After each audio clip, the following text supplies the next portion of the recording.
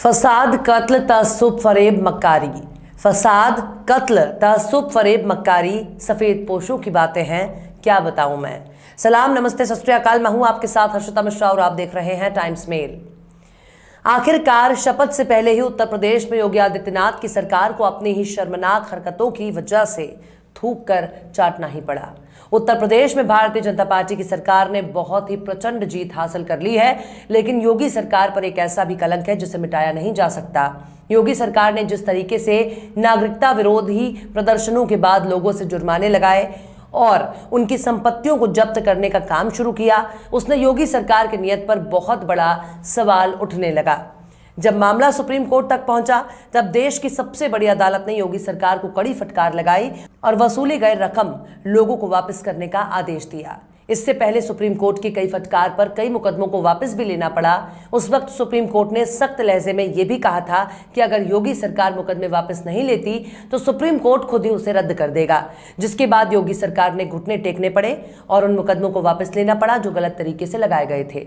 और अब supreme court की रिकवरी वापसी के आदेश के बाद योगी सरकार ने तीसरी बार घुटने टेकते हुए उस पैसे को भी वापस करने का सिलसिला शुरू कर दिया जो वसूले गए थे। आप तो जानते ही हैं कि उत्तर प्रदेश के मुख्यमंत्री योगी आदित्यनाथ किस तरह की भाषा के लिए जाने जाते हैं।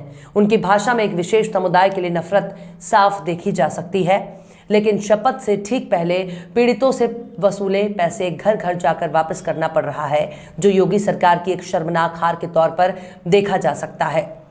यानी कि दुबे जी चले थे चौबे जी बनने और छब्बे जी बनकर लौटे। आखिर क्यों योगी सरकार को मुस्लिमों के आगे टेकने पड़े घुटने?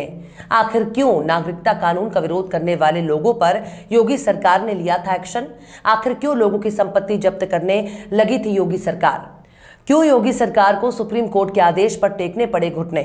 आखिर क्यों शपथ से पहले ही योगी आदित्यनाथ को होना पड़ा शर्मसार? बताएंगे आपको और भी बहुत कुछ। लेकिन आप अगर हमारे चैनल पर नए हैं और पहली बार हमारी वीडियो को देख रहे हैं तो आप हमारे चैनल टाइम्स मेल को सब्सक्राइब कर लें, वीडियो को लाइक कर दें और बेल आइकन का नोटिफिकेशन बटन भी प्रेस कर दें, ताकि बिना देरी हमारी हर खबर आपको मिलती रहे। लौटते हैं अब खबर की तरफ। नागरिकता संशोधन कानून यानी सीए के विरोध में उत्तर प्रदेश में कई जगहों पर हिंसा देखने को मिली। उस वक्त हिंसा का जिम्मेदार विरोध करने वालों को माना गया, यहां तक कि उन्हें पर जुर्माने भी लगाए गए। लेकिन जब मामला सुप्रीम कोर्ट में पहुंचा तो योगी सरकार के सारे एक्शन फेल हो गए। दरअसल पिछले महीने सुप्रीम कोर्ट ने योगी सरकार को सख्त निर्देश देते हुए वसूले गए जुर्माने को वापस करने के लिए कहा था, जिसके बाद कानपुर में 33 लोगों से 3,67,000 रुपए वसूले गए थे। इसके लिए बकायदा प्रशासन ने चेक बनाकर तहसील को भेजा, जहां से संबंधित लोगों के घरों पर जाकर ये चेक उन्हें सौंपा गया है। कानपुर में सोमवार और मंगलवार को कुल 6 लोगों को जुर्माना वापसी को चेक सौंपा गया है। पत्रकार रणविजय सिंह ने इसका एक वीडियो भी ट्वीट किया है। रणविजय ने वीडियो ट्वीट करते हुए लिखा कि यूपी के कानपुर से जुर्माना वापसी की शुरुआत हो गई है। आज प्रशासन ने घर घर जाकर चेक दिए हैं। कानपुर में 33 लोगों से 3,67,000 रुपए वसूले गए थे। 2 साल पहले नागरिकता संशोधन कानून यानी सीए के खिलाफ प्रदर्शन, हिंसा और तोड़फोड़ का मामला सामने आया, जिसके बाद राज्य सरकार ने हिंसा और तोड़फोड़ में कथित लोगों से न सिर्फ जुर्माना वसूला, बल्कि सार्वजनिक जगहों पर ऐसे लोगों के पोस्टर भी लगाए थे। जुर्माना वसूले जाने की नोटिस भी घरों पर चस्पा की गई थी। ऐसे लोगों में कई सामाजिक कार्यकर्ताओं, रिटायर्ड अफसरों से लेकर रेहड़ी पटरी लगाने वाले और मजदूरी करने वाले लोग भी शामिल थे। पिछले महीने सुप्रीम कोर्ट ने इस कार्रवाई को अवैध बताते हुए तत्काल प्रभाव से वसूले गए जुर्माने की वापसी के निर्देश दिए थे, जिसके बाद अब कानपुर समेत कई जगहों पर भी जुर्माना वापस करने की कार्यवाही शुरू कर दी गई है। आपको बता दें कि यूपी में सीए विरोधी प्रदर्शन में शामिल लोगों की संपत्ति जब्त करने के मामले में सुप्रीम कोर्ट के आदेश पर योगी सरकार ने पिछले दिनों जवाब देते हुए कहा था कि इस मामले में वसूली के 274 नोटिस को वापस ले लिया गया है। सरकार ने यह भी बताया था कि मामले को नए ट्रिब्यूनल में भेजा गया है। सुप्रीम कोर्ट ने राज्य सरकार से रिकवरी नोटिस वापस लेने का हुक्म सुनाते हुए चेतावनी दी कि ऐसा नहीं किया गया तो सुप्रीम कोर्ट को यह करने के लिए मजबूर होना पड़ेगा। दरअसल 2019 में नागरिकता संशोधन कानून के खिलाफ देश भर में गुस्से का माहौल था।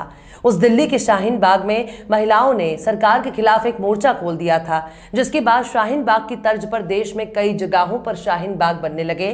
दिसंबर 2019 में कानपुर, लखनऊ, फिरोजाबाद समेत यूपी के कई शहरों में प्रदर्शन के दौरान हिंसा हुई थी। उसके बाद कानपुर के बाबूपुरवा और बेकनगंज इलाके में हिंसा हुई थी। इन इलाकों के 33 लोगों से जुर्माना वसूला गया था। हालांकि तमाम लोगों ने जुर्माने की राशि जमा नहीं की थी, क्योंकि कई लोगों के ऊपर इतना जुर्माना लगाया गया था जो उनकी हैसियत से कई गुना था और वे इसकी भरपाई नहीं कर सकते थे। प्रशासन ने सुप्रीम कोर्ट के आदेश के बाद रिकवरी नोटिस भी कैंसिल कर दिया। लखनऊ सेंट्रल की सीट से कांग्रेस उम्मीदवार रही सदफ जफर सीए विरोधी आंदोलन का एक प्रमुख चेहरा थी। उनके खिलाफ भी 64 लाख रुपए की वसूली नोटिस जारी हुआ था। हालांकि उन्होंने अब तक ये जुर्माना भरा नहीं था। सदफ जफर कहती हैं कि हम लोग एक असंवैधानिक कानून का लोकतांत्रिक ढंग से विरोध कर रहे थे, जो हमारा मौलिक अधिकार है। इस आंदोलन में शामिल होने के लिए मुझे गिरफ्तार किया गया था, हिरासत में प्रताड़ित किया गया, मारा पीटा गया। इन सब की भरपाई कौन करेगा? हमें न्यायपालिका पर पूरा भरोसा है। सुप्रीम कोर्ट ने आखिर बता ही दिया कि सरकार ने जो किया वो कितना गलत था। इस मामले में सुप्रीम कोर्ट में परवेज आरिफ ने याचिका दायर की थी। सुप्रीम कोर्ट के नोटिस के बाद राज्य सरकार ने जवाब में कहा कि राज्य भर में कुल 106 एफआईआर दर्ज की गई थी, जिनमें 833 लोग अभियुक्त बनाया गया था और 274 लोगों के खिलाफ रिकवरी नोटिस जारी किया गया था। सरकार ने सुप्रीम कोर्ट को बताया कि कोर्ट के निर्देश के बाद सभी रिकवरी नोटिस निरस्त कर दिए गए। राज्य सरकार के खिलाफ सुप्रीम कोर्ट की यह सख्ती उस वक्त आई थी जब यूपी में विधानसभा चुनाव चल रहा था, लेकिन सिर्फ 2 साल पहले हुए इन हिंसक प्रदर्शनों और उनमें मारे गए लोगों का पूरा मामला पूरे चुनाव में कहीं भी चुनावी मुद्दा नहीं बना। दरअसल यूपी का विपक्ष सबसे कमजोर और नाकारा है। विपक्ष अपने नकारेपन की वजह से ऐसे लोगों के साथ नजर नहीं आता जिनको सिस्टम के जरिए निशाना बनाया जाता है।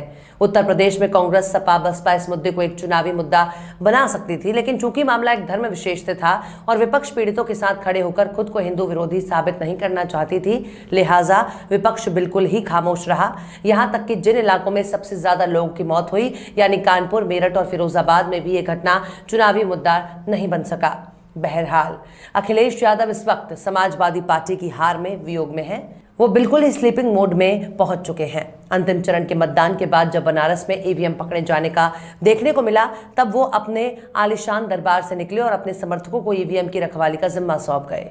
लेकिन हार के बाद जिस तरह से अखिलेश शोक में डूबे हैं, उससे तो यही लगता है कि अखिलेश केवल 2017 और 2022 का चुनाव ही नहीं हारे, बल्कि उनकी पार्टी 2024 और 27 का चुनाव भी हार चुकी है, क्योंकि जो बिना लड़े ही हथियार डाल दे उससे वीर नहीं बल्कि कायर कहा जाता है। अखिलेश के उन कार्यकर्ता पर चुन चुन कर केस मुकदमे दर्ज हो रहे हैं जिन्होंने सरकारी अधिकारियों की गाड़ियों की जांच की। अब ऐसे लोगों पर सरकारी काम में बाधा डालने के आरोप में केस दर्ज हो रहे हैं और इनके मुखिया अपने एसी वाले कमरे में बैठकर मौज काट रहे हैं। वाकई ऐसी नवाबी करने वाले लोग कैसे चुनाव जीत सकते हैं, जो अपने लोगों के समर्थन में सड़क पर भी उतरने से गुरेज कर रहे हैं? ऐसा नकारा विपक्षी सत्ता पक्ष को पहले से भी ज्यादा मजबूत कर देता है और अखिलेश यादव इस वक्त ऐसा ही कर रहे हैं। बहरहाल चलते चलते आखिर में अनीस अंसारी ने भी क्या खूब फरमाया है। लाश कातिल ने खुली फेंक दी चौराहे पर, लाश कातिल ने खुली फेंक दी चौराहे पर, देखने वाला कोई घर से न बाहर निकला। फिलहाल इस वीडियो में बस इतना ही। ये वीडियो आपको कैसा लगा कमेंट बॉक्स में आप जरूर बताइए। वीडियो पसंद आए तो लाइक करें। हमारे वीडियो लिंक को फेसबुक, ट्विटर, व्हाट्सएप पर अपने रिश्तेदार, यार, दोस्तों को भी शेयर करें और बेबाक, निष्पक्ष, स्वतंत्र पत्रकारिता को सपोर्ट करने के लिए आप हमारे यूट्यूब चैनल टाइम्स मेल को जरूर सब्सक्राइब करें और हाँ, बेल आइकन की घंटी वाली बटन भी आप जरूर दबा दें ताकि आपको हमारे आने वाले नए वीडियो की नोटिफिकेशन फौरन ही मिल जाए। फिर मिलते हैं किसी और वीडियो में एक नई खबर के साथ। हर्षिता मिश्रा को दीजिए इजाजत। जय हिंद। ये बनारस है, बनारस यानी गलियों का शहर। ये बनारस है घाटों का शहर।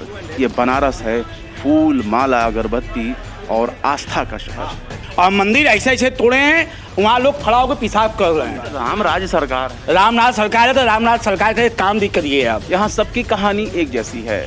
पूरे महीने में 2-4 हज़ार रुपया भी बिक जाए तो बहुत बड़ी बात है। लेकिन सवाल है कि आखिर जो दुकान उजड़ गए उसका विकल्प उनको क्या दिया गया? हम लोग का दिल जानता है, मंदिर बना बहुत अच्छी चीज है। आज बनारस को एक दुर्लभ चीज मिल गई। एक तरफ महंगाई से जनता त्रस्त है, वहीं दूसरी तरफ पेट की आग भी एक बड़ी समस्या है। लेकिन मंदिर से हम अपने घर का पालन पोषण कैसे करेंगे? यहाँ पर नवीनीकरण के नाम पर बहुत सी मूर्तियों को तोड़ दिया गया। तोड़े वो तो मुगल तोड़े थे, अंग्रेज तोड़े थे। क्यों नहीं, हमारे राज्य में, हमारे मोदी सरकार में टूटा है। पूरे मिनट काशी उजाड़ दिए। तो देख लिया आपने हमारे इस वीडियो को। हमें उम्मीद है कि आपने हमारे वीडियो को लाइक किया होगा और दूसरों को भी शेयर किया होगा। अगर अभी तक आपने हमारे चैनल टाइम्स मेल को सब्सक्राइब नहीं किया है तो जल्दी से सब्सक्राइब कर दें और बेल आइकन भी प्रेस कर दें।